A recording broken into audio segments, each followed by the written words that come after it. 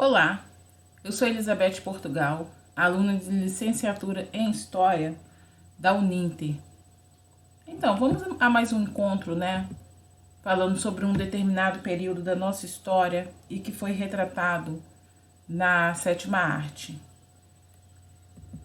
No encontro de hoje, eu vou trazer a Era Vargas. Por que esse termo Era Vargas? Ele é empregado justamente para acentuar esta longa permanência do poder de Vargas, entre os anos de 1930 a 1945. Vargas ascendeu à presidência em um contexto de saturação do modelo político que vigorava até aquele momento, a chamada República Velha, cuja rotatividade do poder era disputada por líderes dos estados de São Paulo e Minas Gerais. Antes de eu começar a falar justamente dessa era, que começou lá em 1930, com Vargas assumindo o poder, vamos voltar um pouquinho, só para a gente entender como se deu esse contexto em nosso país. A Aliança Liberal e as eleições de 30. Representantes de algumas das oligarquias regionais contrárias às medidas do então presidente Washington Luiz de São Paulo uniram-se com o exército, que também se achava desmoralizado desde 1924 em razão da revolta dos tenentes, para depor o presidente da República. Essa atmosfera de conturbações políticas ficou conhecida como a Revolução de 30. Vargas, que era governador do Rio Grande do Sul, passou nesse momento a ser presidente encarregado de organizar a República. Sabemos que os conchavos políticos entre as oligarquias regionais que comandavam o país na época eram uma das principais características da República Velha. As duas principais oligarquias eram, como eu já comentei, de São Paulo e Minas Gerais, que procuravam alternar no poder, se alternarem no poder, naquilo que ficou conhecido como a política do café com leite. Contudo, nas eleições presidenciais de 30, a oligarquia de São Paulo, que tinha o poder da situação sobre a figura do então presidente Washington Luiz, não deu continuidade ao esquema dos conchavos e lançou como candidato, o sucessor de Washington, outro paulista, Júlio Prestes, contrariando a oligarquia mineira. Isso provocou a ruptura dos mineiros contra os paulistas, porque até então eles se alternavam no poder.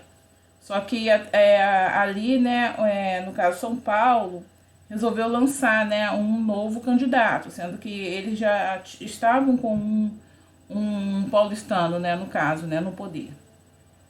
Em meio a essa situação, lideranças políticas de outros estados aproveitaram para organizar-se e disputar o mesmo pleito contra São Paulo, formando a chamada Aliança Liberal. O candidato à presidência pela Aliança Liberal, então, no caso, era o gaúcho Getúlio Vargas, então presidente do Rio Grande do Sul. E o candidato a vice era João Pessoa, presidente da Paraíba. Júlio Prestes tinha um auxílio direto de Washington Luiz, o apoio dos poderosos cafeicultores paulistas, bem como a adesão de 17 presidentes. A época era assim que, no caso, os governadores eram chamados, tanto que eu falei, Getúlio Vargas, presidente do Rio Grande do Sul, João Pessoa, presidente da Paraíba, porque naquela época não existia o termo governador, até então eram chamados de presidentes, e no caso eles controlavam o processo eleitoral por meio de práticas tais como fraude, suborno, coisões e etc. Sendo assim, apesar da grande popularidade que teve, a Aliança Liberal foi estrondosamente derrotada nas urnas, que foram apuradas em 21 de maio, que favoreceu, no caso, o Júlio Prestes, né? E, no caso, o Vargas acabou sendo derrotado. Então, aqui na primeira imagem, né, são as manifestações ocorridas, né, durante um comício da Aliança Liberal, isso em 1929, né, durante a campanha. E ao lado são os cartazes, né, de campanha de Júlio Prestes, né, e ao lado a campanha de Getúlio Vargas, pertencente à Aliança Liberal. Assassinato de João Pessoa e o desencadeamento revolucionário. A derrota nas urnas não deu fim ao clima de instabilidade política. Parte dos oligarcas mineiros, já rompidos com os paulistas, acabou-se, né, associando-se aos líderes da Aliança Liberal. Porque, como eu falei, Washington Luiz era paulista, né? E os paulistas acabaram elegendo um outro presidente, no caso de Júlio Prestes. E isso deixou, né, os mineiros possessos, né? Porque, digamos assim, agora seria entre aspas, momento deles, né? Então eles se uniram, né, à Aliança Liberal. Esses últimos, por sua vez, insatisfeitos com a manipulação escrachada das eleições, também passaram a se articular com os jovens militares da Baixa Patente, remanescentes das revoltas tenentistas, que ocorreram lá em 24, né? Como Juarez Távora, estava armada a coalizão civil-militar, que derrubaria a República Velha. Faltava o gatilho para que a revolução estourasse e obtivesse adesão popular. Esse gatilho ocorreu na Paraíba. No dia 26 de julho de 1930, aquele que fora o vice de Getúlio Vargas na disputa do pleito, né, João Pessoa, foi assassinado por um de seus rivais contemporâneos, João Duarte Dantas. Dantas alegou que teve seu escritório invadido por gente ligada a João Pessoa e que cartas íntimas teriam sido levadas e publicadas. Desse modo, um incidente de cunho mais pessoal que político acabou servindo como detonador, né, para a Revolução. A morte de João Pessoa foi amplamente reivindicada por Vargas e pela Aliança Liberal, como sendo prova de que era necessário acabar com o sistema político até então vigente. Foi então que se iniciaram as ações propriamente militares contra o governo de Washington Luiz. Como eu falei, para eu entrar realmente na era Vargas, era necessário, né, no caso, trazer, né, as informações que, no caso, sucederam, no caso, essa Revolução de 30, né, no caso, perdão, o que antecedeu para que essa revolução de fato acontecesse, né, o que estava acontecendo no Brasil. Vargas assume. Então, como eu havia, né, comentado, para a gente entender, né, de que forma Getúlio Vargas assumiu lá em 1930, seria importante, né, eu relatar os fatos, né, que antecederam no caso, esse quadro, né, em que o Brasil se encontrava lá em 30, né. Em 24 de outubro de 1930, a Revolução chegou ao seu ponto alto, com a deposição de Washington Luiz. Entretanto, estava claro que, em meio a um ambiente ainda mais de tensão política, com a estrutura oligárquica ainda de pé, não se poderia realizar imediatamente um novo pleito eleitoral. Vargas, então, com o apoio militar, deu início a um governo provisório, que só teve fim 4 anos depois. Esse governo provisório, né, foi de 1930, né, a 1934. O governo provisório caracterizou-se pelo início do processo de centralização do poder, pela eliminação dos órgãos legislativos em níveis federais, estaduais e municipais e ausência de eleições. Também foram criados novos ministérios, como o Ministério do Trabalho, Indústria e Comércio e o Ministério da Educação e Saúde, ambos em 30. Estas medidas, somadas à nomeação de interventores estaduais, provocaram o descontentamento de vários estados, em particular o estado de São Paulo. Óbvio, né? Afinal de contas, foi praticamente o estado de São Paulo que foi deposto para que Vargas então assumisse, já que no caso o atual presidente e o presidente que havia ganhado as eleições eram ambos de São Paulo, né? Então, no caso, os paulistanos, né? Os paulistas, né? Pegaram em armas contra Vargas num levante conhecido como a Revolução Constitucional. Após a Revolução Constitucionalista, de 1932, Getúlio Vargas teve que promover eleições legislativas e convocar a Assembleia Constituinte para elaborar uma nova Carta Magna em 34. Nesta havia importantes mudanças políticas, como o voto feminino, estabeleceu o ensino primário gratuito e obrigatório e criou a Justiça do Trabalho. Então, né, encerrando-se o governo provisório, entrou então o governo constitucional em 1934 e ele vai até 1937.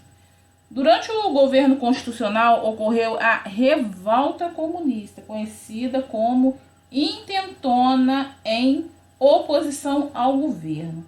O Partido Comunista Brasileiro estava ilegal desde 1927 e muitos de seus membros participaram da Aliança Nacional Libertadora. No entanto, esta também seria extinta e vários de seus membros foram perseguidos. Alguns setores do PCB, né, e da ANL, no caso do Partido Comunista Brasileiro, da Aliança Nacional Libertadora, tentam tomar o poder através das armas e então tentam articular a Intentona Comunista em 1935, dirigida por Luiz Carlos Prestes, que está aqui, né, deixa eu marcar aqui, e é este senhor aqui, Luiz Carlos Prestes. Tá, bora lá.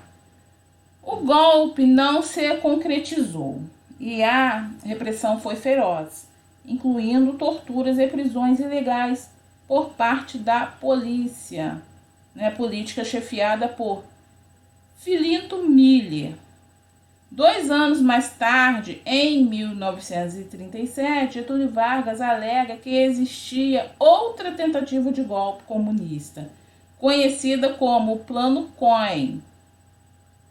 Este será o pretexto para o fechamento do Congresso, cancelamento das eleições presidenciais e a anulação da Constituição de 1934. Na verdade, o plano foi realizado pelo capitão integralista e aliado de Vargas, Olímpio Mourão Filho, este outro senhor que está aqui desse lado, e utilizado pelo governo para justificar o estado de sítio e inaugurar o Estado Novo. Então, no caso, vamos falar aqui um pouquinho sobre esse plano, né? Esse plano Cohen e o que deu, né, posteriormente início ao Estado Novo. Segundo suas memórias, no caso as memórias de Olímpio Mourão Filho, em 37, quando dirigia o Serviço Secreto de Ação Integralista Brasileiro, redigiu um documento de circulação interna baseado em teorias conspiratórias nazifascistas, que especulava acerca de um plano judaico-comunista de tomada de poder do Brasil, denominado Plano Cohen. Como também era capitão e servia no Estado-Maior do Exército, algumas cópias desses papéis foram parar nas mãos de oficiais do Exército Brasileiro.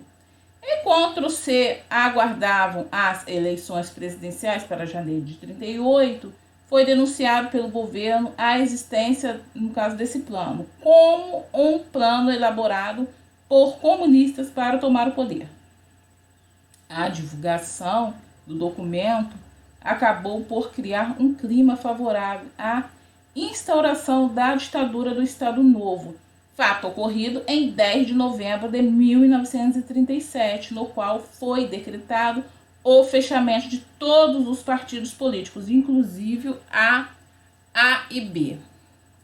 Em 11 de maio de 1938, algumas pessoas, inclusive integralistas, invadiram violentamente o Palácio Guanabara, sede do governo federal, numa tentativa de um golpe de Estado para a deposição do presidente Getúlio Vargas. Depois deste episódio, conhecido como Intentona Integralista, os líderes da extinta Ação Integralista Brasileira, Mourão entre eles, foram presos e processados, diferentemente dos comunistas, que além de presos e processados, eram torturados também. Posteriormente, os integralistas foram anistiados por Getúlio Vargas sob a imposição de fidelidade ao líder do Estado Novo. Durante a Segunda Guerra Mundial, o Mourão Filho, já tenente-coronel, combateu as forças do Eixo pela Força Expedicional Brasileira. Em 1956, alcançou o generalato. No período de outubro de 61 a fevereiro de 63, Mourão comandou a 3ª Divisão de Infantaria em Santa Maria, ou seja, Mourão ficou numa boa. Então, só uma dica, né, para quem quer de repente também ter sobre a visão do cinema, como o cinema retratou, né, esse período da nossa história. Tem o filme Olga. Não é o filme que eu irei indicar ao final do nosso vídeo, mas é um outro filme também que fala um pouco sobre esse período da história do Brasil. Então, iniciamos o Estado Novo, né? Que vai de 1937 a 1945. O Estado Novo é considerado o período mais repressivo e ditatorial da era Vargas, quando é proclamada a Constituição de 37. Ao mesmo tempo, é lembrado como uma época dourada onde os direitos trabalhistas foram criados. A nova Carta Magna extinguiu os partidos políticos, instituiu o regime corporativo e acabou com a independência entre os 3 poderes, por ter sido inspirada na Constituição Polonesa de 1926, foi apelidada de Polaca. Ademais, a partir de novembro de 1937, Vargas impôs a censura aos meios de comunicação para impedir que a mídia divulgasse qualquer crítica ao governo. Em 1938, indignados com o rumo centralista que tomava o governo, a Ação Integralista Brasileira planejava um golpe. Liderada por Plínio Salgado e Gustavo Barroso, os integralistas tentam tomar o poder, mas são derrotados e seus participantes são presos ou exilados. Geralmente é isso que acontece. O regime constitucional vigente perdera seu valor prático, provocando um estado de desordem e irresponsabilidade. Getúlio Vargas determinou o encerramento das Assembleias Legislativas, da Câmara dos Deputados e do Congresso Nacional. Também cerrou todos os partidos e organizações civis e seus e deu início à caçada política e, em alguns casos, prisão e morte de opositores e inimigos do Estado. No plano político, passou a nomear interventores nos estados, enquanto no plano cultural, o Estado Novo caracterizou-se como um período em que a constituição de uma identidade nacional era a meta a ser atingida. No plano econômico, a era Vargas se caracteriza por medidas de nacionalização, bem como levar a cabo sua política trabalhista com a concepção da CLT, né, consolidação das leis do trabalho, e no âmbito legislativo estabeleceu o Código Penal e o Código de Processo Penal. Tá, quais são as criações do Estado Novo? Tornou obrigatória a disciplina de educação moral e cívica nas escolas. Institui um novo valor cambial, o cruzeiro. Concepção da Companhia Siderúrgica Nacional, a CSN, a Vale do Rio Doce. A criação do Departamento de Imprensa e Programa para controlar rádios e jornais e do Departamento Administrativo do Serviço Público em 38, para fortalecer a máquina pública e a burocracia e fiscalizar os governos estaduais. Controle dos sindicatos. Implementação da CLT, né, que é a consolidação das leis trabalhistas em 43, garantindo vários direitos aos trabalhadores. Criação da Justiça do Trabalho, né, da carteira de trabalho, salário mínimo, descanso semanal, remuneração, jornada de trabalho de 8 horas e regulamentação do trabalho feminino de menores e de menores de idade. O surgimento do Conselho Nacional do Petróleo, o qual mais adiante virá a ser a Petrobras, no ano de 1953. Isso foi bem mais à frente, né? Concretização da campanha da Companhia Hidrelétrica do São Francisco e da Fábrica Nacional de Motores. Decreto do Código Penal e do Código de Processo Penal Brasileiro. Então, aqui na primeira imagem é a propaganda do Estado Novo, né?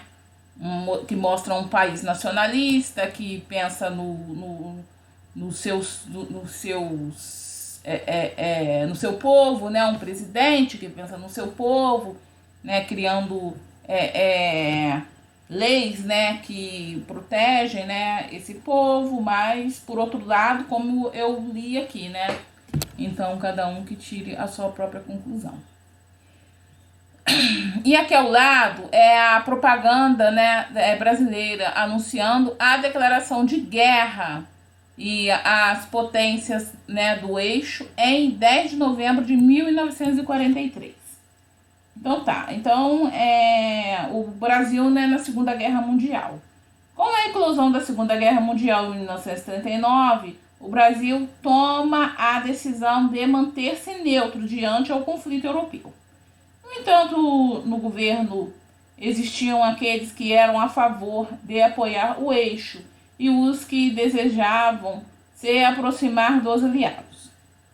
Devido à pressão americana, Getúlio Vargas decide declarar guerra à Alemanha e posteriormente manda soldados para a Europa e cede uma base, né, aérea para os americanos lá em Natal, no Rio Grande do Norte. Em troca, houve concessão de empréstimo e modernização do armamento, né, do Exército Brasileiro, no caso uma aliança aí entre Brasil e Estados Unidos. Fim da Era Vargas. Aí eu botei ali entre parênteses, será? A contradição entre lutar contra uma ditadura e viver num regime sem democracia determinou o começo do fim da Era Vargas. Vários intelectuais, associações de estudantes e mesmo parte dos militares começam a protestar abertamente contra o regime varguista. Por que eles começam a protestar se anteriormente ele, eu li que o Getúlio Vargas, né, ele, governo no caso, né, do Getúlio Vargas, trouxe tantas coisas, entre aspas, boas para o Brasil? Por que será? No dia 29 de outubro de 1945, Getúlio Vargas foi deposto por um golpe militar e pela União Democrática Nacional, sendo conduzido ao desterro na sua cidade natal de São Borges, lá no Rio Grande do Sul. Né? E, no caso, essa pergunta que eu fiz, por que queriam tanto que ele fosse deposto diante as coisas que ele fez, né, as criações do governo dele, né, que ele criou a CLT, né, criou o Código Penal, etc. e tal. Isso aí fica como pergunta, né, para aprofundamento de interesse, né, de vocês que estão assistindo, né, esse vídeo, para que vocês busquem realmente entender profundamente o que foi a Era Vargas, né? Porque no Brasil fala-se muito do chamado golpe militar de 1964, mas foi o único golpe que existiu? Golpe. Quando eu fiz o ensino fundamental 2, lá nos anos 90, eu entendia que o único golpe que existiu no Brasil foi esse, de 1964. E aqui percebe-se que não. Censura, né, existiu muito antes desse período, que também foi um período de censura, foi um período repressor, mas anteriormente a isso, também já havia havido golpes, também já havia havido censura, né, contra jornalistas, contra a cultura. Mas por que o governo de Getúlio Vargas é tão bem visto? Por que ele é visto como um dos maiores presidentes que o Brasil teve, se não o maior, e o período que ele esteve lá? Né? São questões. Não irei me aprofundar. Eu acho que cada um tem que buscar por si só, né,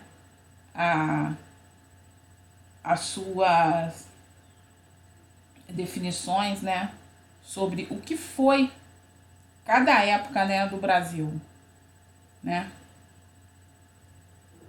Por que um cara que fez tanto bem, o pai do povo, né, pelo país, foi deposto em 45, né? Mas por outro lado, qual foi a frase que ele deixou quando ele saiu lá em 45? Voltarei nos braços do povo. E realmente ele voltou. Em 1951, ele retornaria à presidência, né, concorrendo pelo Partido Trabalhista Brasileiro, PDT, neste mandado alcançado pelo voto popular. Ou seja, apesar dos pesares, para o povo, de fato, Getúlio foi um grande presidente, né? Ficando no governo por 15 anos, né? De forma indireta, porque ele não teve voto direto. E, mesmo assim, depois o povo foi para as ruas pedir a volta dele. Queremos Getúlio Vargas, porque ele nos deu a aposentadoria, né? Então tá. Enfim, aqui ao lado, né, eu trago um jornal aqui, Jornal de Notícias, de 31 de janeiro de 1951, onde diz: Getúlio Vargas toma posse da presidência da República. E como eu falei, dessa vez eleito pelo voto popular. Então, chega de enrolação e vamos continuar. A história contada na visão da sétima arte. Qual o filme que eu trago aqui que retrata um pouco desse período, né? Desse período da Era Vargas, que vai de 1930 a 1945. Eu trago o filme Memórias do Cárcere, que é um filme de 1984, com direção de Nelson Pereira dos Santos. Ele tem duração de 185 minutos, são mais ou menos 3 horas de filme. É um filme brasileiro, né? De gênero drama e classificação de 14 anos. Traz em seu elenco Carlos Vereza como protagonista, Glória Pires, Nildo Parente, José Dumont, entre outros. Então, do que fala, né, esse filme? Inicialmente, ele é uma adaptação do livro homônimo de Graciliano Ramos, e o autor, ele não conseguiu concluir essa obra, que foi póstumamente, né, a obra foi concluída, no caso a obra foi publicada, póstumamente a morte dele. Vou falar aqui rapidinho, bem rapidinho mesmo, sobre o Graciliano Ramos.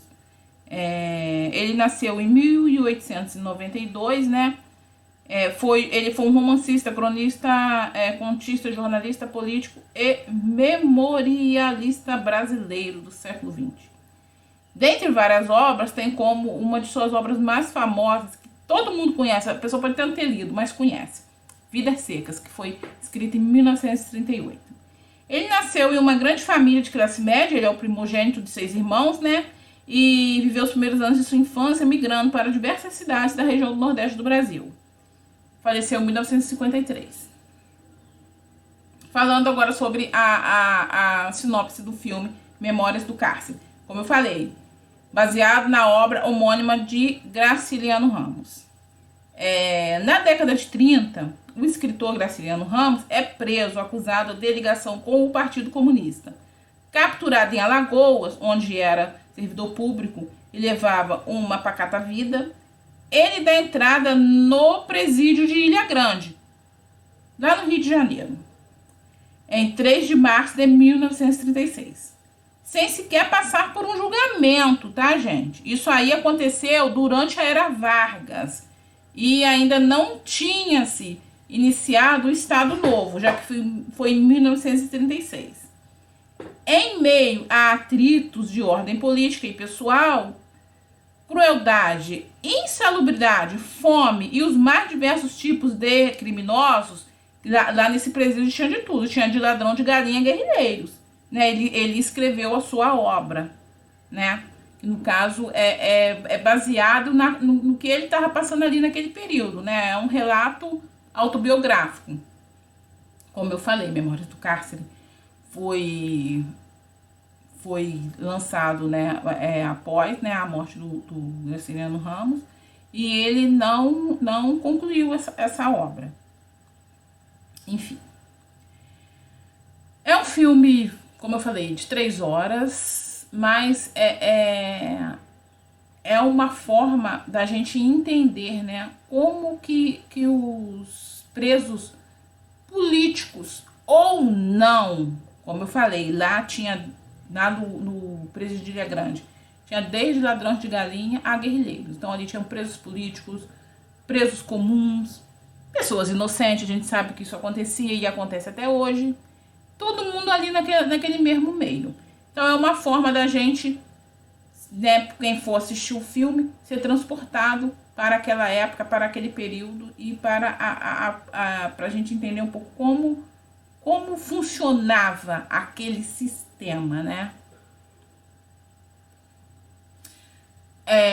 Só para lembrar, tem um link aí embaixo, tem um filme no YouTube, eu encontrei em 2 canais que tem um filme postado. Então, assistam, que vale muito a pena.